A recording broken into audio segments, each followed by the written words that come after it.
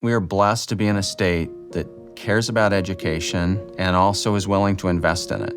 From my seat, I feel like my responsibility is to inspire individuals, to help them innovate and help them learn how to serve their communities. It's a Tier 1 research university involved in innovating, creating new knowledge, preventing problems, solving problems, creating impact everywhere it goes.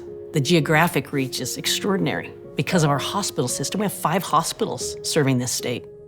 And I think if you look at the prosperity of this state, it is because from the early settlers, they decided that education and starting an institution like the University of Utah was a priority. And that has continued to this day. I think that what makes the culture at the U so special is that it starts from the top down. We have administration that really kind of pushes that idea and then acts on it themselves. They are always looking for student impact. They're always looking for ways to make change and really just making sure that everyone feels heard and accepted here. I think public education is at a massive transition right now. We can no longer just teach students. We actually have to inspire them. We have to present to them their future and a future for a world that is extraordinarily hopeful. When I was 18 years old, just during my first semester of college, I was actually diagnosed with bone cancer. Being at the Huntsman Cancer Institute, I think, really did give me the motivation and inspiration I needed. Just seeing how much knowledge the people who were caring for me had, how much dedication they had, and that kind of started me on this path to want to become a physician and go to medical school. When we think of the value of inspire, I think so much of the spark that we can encourage in young people to pursue their dreams and to imagine. If there's one kid out there that I can inspire, one kid who maybe just doesn't believe in themselves, I'm here to say it's definitely possible. We show people new options, not only for their lives, but for the society that we live in. And it is innovation that allows us to get rid of trade-offs that seem hopeless and put forward a message of hope for society in general. We created a long COVID clinic in order to provide better care and give answers to these patients and to bring together different healthcare providers of different backgrounds. When I got COVID, I was experiencing long COVID symptoms, and I just pushed through extreme things because, what's being tired? So by the time I met her, she had already pushed herself to the point where she was bedbound. Since we've been working together, she has seen improvement. She's able to sit up longer. She's able to start having more conversations. It was just the first time that there was a lot of hope. And it was the first time that there was a for real answer, and I just sobbed after.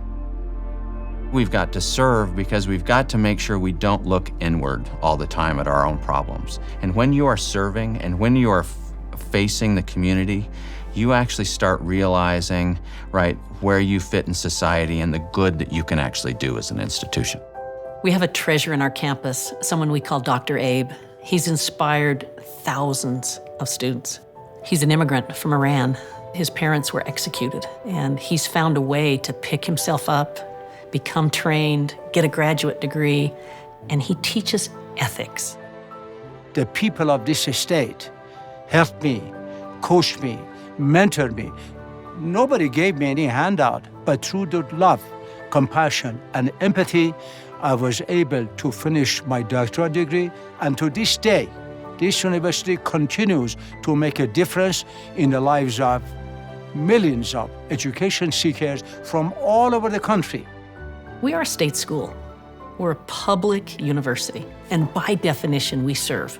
We're all about trying to help this state prosper because of the training, the skills, the resources that we have.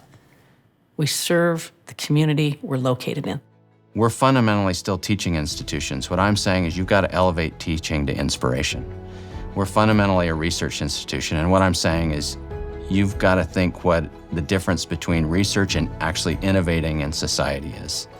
And third, we're a healthcare system, and instead of just providing healthcare, how are we going to serve a community?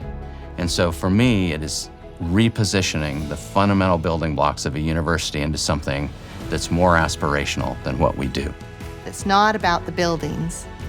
It's about the programs. It's about what happens inside those buildings, about what our excellent faculty are teaching our students, what kind of knowledge they are bringing to it, what the students are doing with that. how they're learning about themselves. High school was a really hard time. I really didn't have that social acceptance, and I felt really unwelcome in a lot of spaces there. So to go from that, where I didn't even want to go to school, to the U, where I have all these leadership positions and I get to be a part of these incredible clubs and research and just have that community, it really has been an incredible change. As every student goes through here, they're going to run into tough times or maybe opportunities. And I think it matters so much that they know someone's in their corner, someone's out there looking out for them, someone's there to help them be able to take that next step. It's exciting to give them hope, promise, and opportunity to wrestle with those tough ideas and then to go out and make impact through action and with vision and purpose and mission.